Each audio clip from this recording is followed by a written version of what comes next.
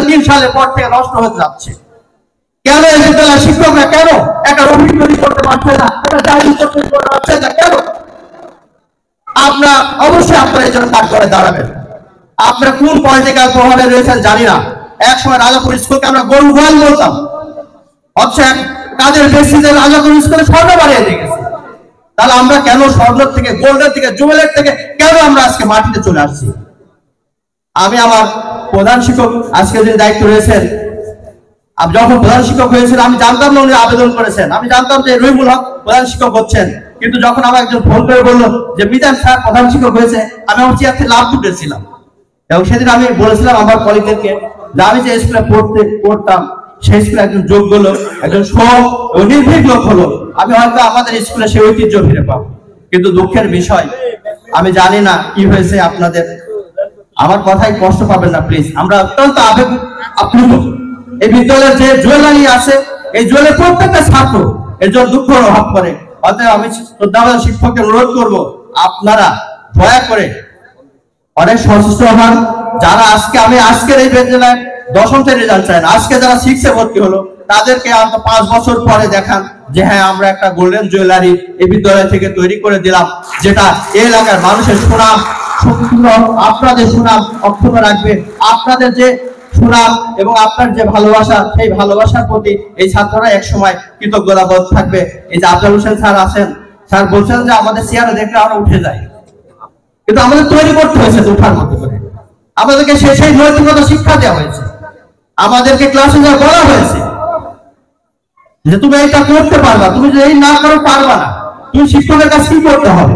আমরা জীবনে কোনো শিক্ষকের সামনে সাইকেল চলে যাওয়া যায়, সাইকেল থেকে নেমে গেছি, তাদের উদ্দেশ্য, তাদের বক্তব্য শুনে গিয়েছি। আমি আইজুর রহমান স্যারকে স্মরণ করি, যাকে একসময় ইতিহাসে দেখতে বলা হতো, বড়গাঁওখানে কোন শিক্ষক যদি কাজ করতো, আইজুর রহমান যদি কাজ করতো আলাদা হতো। তাহলে এইগুলো আপনাদের ধারণ করতে হবে, আপনাদের শিক্ষক মন্ডল পড়তে হবে। আপনার যে প্রধান শিক্ষক আছেন, আমার যখন 6-এ পড়াইছেন, আমি ওনার বাসায় গেছি, যে 6-এর বিজ্ঞান বই, আমি স্যারকে বলছিলাম স্যার বিজ্ঞান বই কি করেন, আপনারা তো দেখলে হয় না, বাটা পড়তে হয়। দয়া করে আপনারা পড়বেন, তাহলে আপনাদের সন্তানকে ক্লাস এসে ভালো পড়াতে যাবেন। আমরা কিন্তু এই এলাকার সন্তান, আমাদের সন্তানরা আপনাদের হাতে গড়বে। অতএব আমরা চাইবো এই 5 উচ্চ বিদ্যালয়ের যে সুনাম, যে ঐতিহ্য রয়েছিল, যে সংস্কৃতি রয়েছিল, সেই জিনিসগুলো যেন সামনে ইনশাআল্লাহ বর্তমান শিক্ষক মন্ডলীর মাধ্যমে, বর্তমান ম্যানেজিং কমিটির মাধ্যমে সেই সুনাম অক্ষুণ্ণ থাকবে। বাংলাদেশের মধ্যে নয়, সমস্ত পৃথিবীতে। যেমন আজকে আমাদের কানাডায় রয়েছেন ইঞ্জিনিয়ার সাহেব, উনি কিন্তু এই বিদ্যালয়ের ছাত্র। তাহলে এমন কানাডার ইঞ্জিনিয়ার যেন এখান থেকে তৈরি হয়, আমরা যেন আরো আপনাদের নিয়ে গর্ব করতে পারি। 5 স্থানে গর্বের বস্তু হিসাবে এই মাঝে থাকুক, এই অঞ্চলে মানুষের শিক্ষা বিস্তারের জন্য একজন ভবিষ্যৎ শিক্ষা বিস্তারের সূতিকার হোক। এখানে যে কোনো অভিভাবক যেন 5 স্কুল করতে ছাত্র দিয়ে যেন সে নির্ভয় থাকতে পারে, এই প্রতিষ্ঠান করে তুলুন স্যার। যদি না পারেন স্যার, তাহলে যে ব্যর্থতার গ্লানি, যে অসম্মান পান রাস্তায়, এটা কিন্তু থাকবে। এটা কিন্তু দায় আপনাদের। কোন প্রতিষ্ঠান প্রধানের দায় আনতে পারে না, কোন শিক্ষকের দায় আনতে পারে না।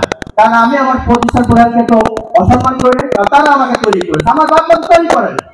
আমি এখনো 5 প্রাইমারি স্কুল শিক্ষকদেরকে শ্রদ্ধা করি, কারণ তারা আমাকে সেই দিন শিখিয়েছে যে তুমি এটা করো, এটা লেখো। আমার মা তো পড়াশোনা জানে, তাহলে কেন তাদেরকে সম্মান করি? অতএব আপনাদের রফিক ভাইয়ের বক্তব্য যদি ধারণ করতে পারেন, রফিক ভাইয়ের চোখ থেকে রস্ত যদি বুঝতে পারেন, তাহলে আপনাদের ইনশাআল্লাহ আজকে এই প্রোগ্রামে আমাদের যে ডেকে এনে দিচ্ছেন, আপনাদের এই প্রতি আমাদের যে কৃতজ্ঞতা, সেই সফলতা আপনাদের মাঝে ফিরে আসবে, এই কামনা করছি।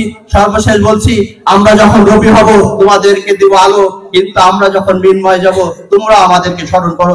ধন্যবাদ সকলকে, ধন্যবাদ।